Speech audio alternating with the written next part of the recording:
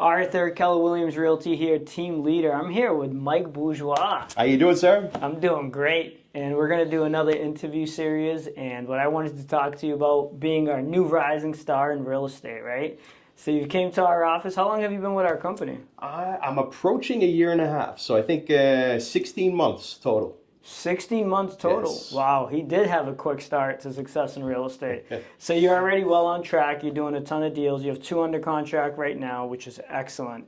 Tell us about what attracted you to Keller Williams in the first place. There's tons of options. There's tons of different ways you can go, especially when you're starting out. And one thing that I had heard about Keller Williams is the amount of investment that they make in their people with regards to training, giving you access to the systems that you need to succeed. So, I'm a huge believer in mentorship in general. So I figured, hey, if I can put myself where people are crushing it, that's the environment I wanted to be in.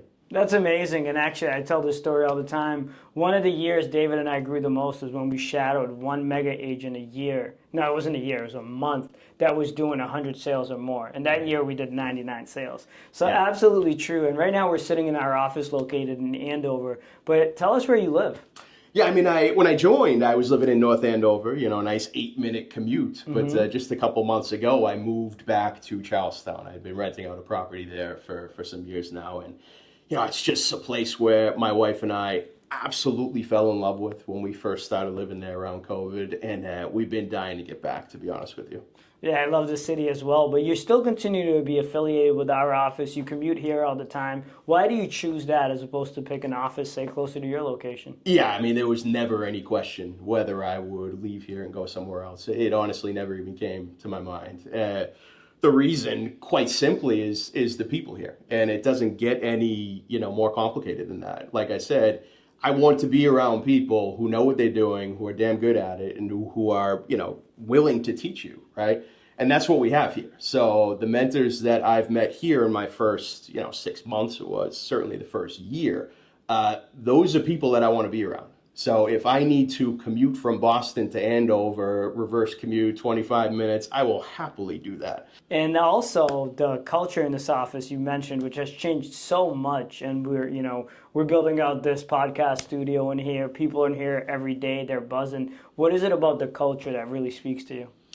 Well, it's alive. It's something that's tough to describe. You have to be here to feel it. You have to experience it. One of the things that surprises me quite a bit with this business is the amount of camaraderie you have with fellow agents. 100%. Whereas at first I thought, this is my competition. I understand we're in the same market center, but I'm competing against these people. It's not like that at all. The amount that I've gotten from the folks here in terms of learning and development, it's through the roof. So to answer it short and sweet, tough to describe. You got to be here to feel it. You jumped into real estate full-time right away when you came in? Yeah, I was full-time. I had a burn the boats approach, from my former life, which was a nice, 15-year career in tech, but I went all in. It's very rare, and I've coached and mentored and trained a lot of agents. It's very rare I see somebody jump into the game and just take off and get started. And I mean, you're having a great year, a breakout year this year, and you're only in the game a year and a half. So what advice do you have to give to new agents starting out in the business to go from zero to actually making money in this business? Well, you got to, first of all, I do think you got to burn the boats. I know, part-time can be appealing to get started, and I actually think that can work with the right mindset and attitude and expectations.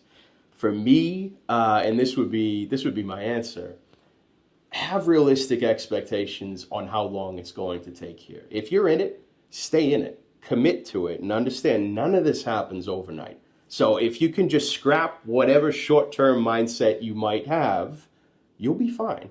So I think my mindset really, Arthur, has been, this is it. I'm here. Boats have been burned. To build a successful business, as you know from how you built yours, it doesn't take a year, right? So grind, put in the work, learn, and it'll come. I love that mindset. And every time I've talked to you in the hallways as you were building your business, I remember you'd be like, oh, I got one or nothing yet from this lead source. But you always stayed so optimistic and positive, and you always said what you just said. I know it takes time, and you were committed. And I think being mentally prepared for that has helped you be successful. Tell me your top 2 lead sources right now. Top two. So number one is my sphere, my sphere of influence. All the people that I've known from my past lives, my past jobs. Thankfully that's a network that, I've been very proactive with letting folks know, hey, here's what I'm doing now. So my sphere has been number one. And what I can say is just never stop checking in with folks. Yeah. It doesn't have to be, are you buying or selling? Do you know anybody? Check in with folks like a human being should check in with another human being. So the sphere has been number one. Number two has been something that's a little bit surprising to me, and that would be leads coming from social media. So one of the things that I'm really leaning into, as you know, is it's really mindshare, taking mindshare seriously. And since we're all addicted to, I don't have my phone on me, but we're more and more addicted to these things. We spend so much time looking at these screens. How can you leverage that and use that to make sure that folks know when their time comes to buy or sell, you're top of mind? So you do a phenomenal job with social media. And one of the things that I love about our company is you actually teach what you do. So the top agents succeeding with social media are teaching classes on how to do social media. Right.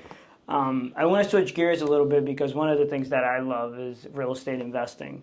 Yes. And we have a Real Estate Titans call every Friday at 9:30. And what I like about you is you actually already started to build a portfolio of real estate before you got into real estate, which I teach agents on how to become investors. Mm-hmm. You kind of already were an investor when you came into the game, which helped you and supported you while you were building your career. So talk to us about your real estate investing journey. Yeah, I mean, it started just over 10 years ago, and this is really where my passion for real estate as a business began. And it started from, in my old corporate tech life. I was an expat living in Europe for a few years, and I heard that the smart thing to do is just rent out your condo, have somebody else pay the mortgage. I didn't know anything about it, but I tried it. And after a while, I said, you mean somebody else could pay this for me, and the loan gets paid off every month by someone else, and I get these tax advantages? So I started to see, wow, this is like a cheat code. Yes. So, I mean, it started then really just renting out that condo. Of course, I learned a ton on the way, built a small portfolio in Massachusetts and New Hampshire for myself. We both own not too far from each other in North Andover, our multifamilies. Yes, we have a 4-family in North Andover. Yeah, but the business side of real estate was so cool to me. And it's like any business. You have your income, you have your expenses, you have your risk to manage. And I said, wow, if I could make this work, and this could be potentially the ticket to me being able, with a little, bed of security, being able to burn the boats, leave my corporate job and do this full time. Thankfully, about a year and a half ago, I was able to do that. So it's always going to be a piece of me. And to be honest, about half of my clients are investors. And I love that, either helping people get a portfolio going or helping them secure their next deal. It's admittedly where, my passion began and still very much is. That's amazing. Well, that's an amazing story. Your success in real estate has been phenomenal and super fast, unlike my story. So congratulations. And it was a pleasure doing this interview with you. Arthur, it's a pleasure. Let's do this again. All right. See you on the next one.